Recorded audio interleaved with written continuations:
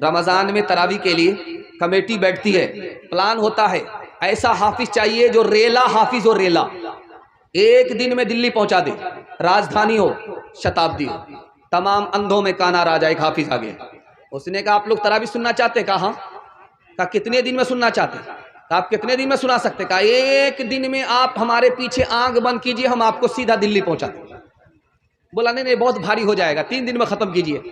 پہلا دن آیا 10 پارے ہو گئے، دوسرا دن آیا 20 پارے ہو گئے، تیسرا دن آیا تو اعلان کیا مبارک ہو تراویح ختم۔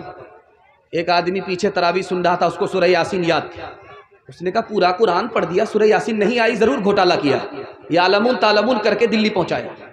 کہا حافظ صاحب برا مت مانیے گا، آپ لگتا ہے گھوٹالہ کیے ہیں، آپ نے یعلمون تعلمون کر کے قرآن ختم کیا ہے، سورہ یاسین تو نہیں آئی۔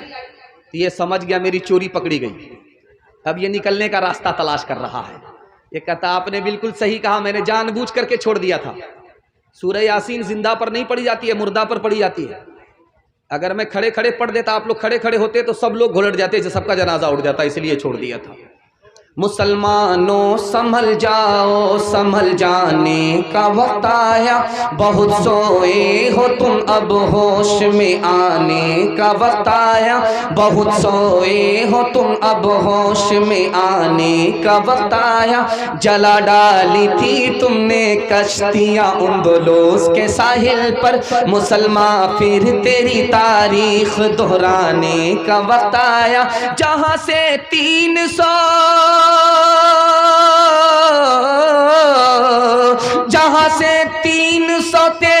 چلے تھے تم مسلمانوں، انہی ماضی کی راہوں پر، انہی ماضی کی راہوں پر پلٹ جانے کا وقت آیا، انہی ماضی کی راہوں پر پلٹ جانے کا وقت اب آیا۔ ختم تراویح میں زیادہ ہوں گے، سورہ تراویح میں کم ہوں گے، ہاتھ اٹھائیے انشاءاللہ۔ یہ دیکھیے ہاتھ اٹھانے والے کہاں ہیں؟ یہ سسرال میں ہے کہ پنڈال میں ہے؟ ذرا انصاف کیجیے۔ یہ کنیا کے بھی ماموں ہے، دلہا کے بھی ماموں۔ دھیان سے سنیے گا، دوسری کوتاہی رمضان کے حوالے سے آپ کو سنانے کے لیے جا رہا ہوں۔ بالکل آپ کا جلسہ نکلنا، آپ نے میرا اتنا دل خوش کر دیا کہ آپ کو دل سے میں دعا دے کر کے جا رہا ہوں، اللہ آپ کے جوان بیٹے کو جائز روزگار عطا فرمائے، جوان بیٹی کے لیے اللہ غیب سے مناسب جوڑے کا انتظام فرمائے۔ دھیان سے سنیے گا دوسرا نمونہ۔ رمضان کے مہینے میں ہم لوگ روزہ رکھتے ہیں، بھوکا رہتے ہیں، پیاسا رہتے ہیں، اور کب تک رہتے ہیں؟ جب تک سورج ڈوب نہ جائے۔ اور جانتے ہیں ایسا کیوں کرتے ہیں؟ تاکہ ہم کو غریب پر رحم آئے کہ بھوکا آدمی کیسا لاچار ہوتا ہے، پیاسا آدمی کتنا بے بس ہوتا ہے۔ ہم نے روزہ رکھا، صبح سے لے کر کے شام تک بھوکے رہے، پیاسے رہے، اور غریبوں پر ہمیں رحم نہیں آیا، ہمارا روزہ بے اثر ہو گیا۔ اور جانتے ہیں ہم فطرہ کب نکالتے ہیں؟ سیدھے عید کے چاند میں فطرہ نکالتے ہیں۔ اگر غریبوں پر رحم آتا تو آپ پہلے فطرہ نکالتے، اور فطرہ میں آپ کیا دے رہے ہیں؟ ساڑھی دے رہے ہیں، لنگی دے رہے ہیں، گمچھا دے رہے ہیں۔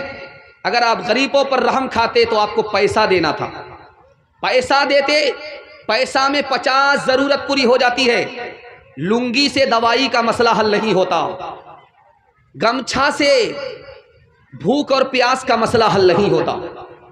اگر آپ غریبوں پر مہربان ہوتے تو جس دن آپ نے اپنے بچوں کے لیے کپڑا خریدا تھا اسی دن آپ کو فطرہ نکال دینا تھا۔ غریب کو آپ آج رمضان پر نوازتے تو اللہ آپ کو سال بھر نوازتا۔ غریب پر اگر آپ مہربان رمضان میں ہوتے تو زندگی بھر خدا آپ پر مہربان ہوتا۔ جانتے ہیں یہ مال کیوں نہیں نکلتا؟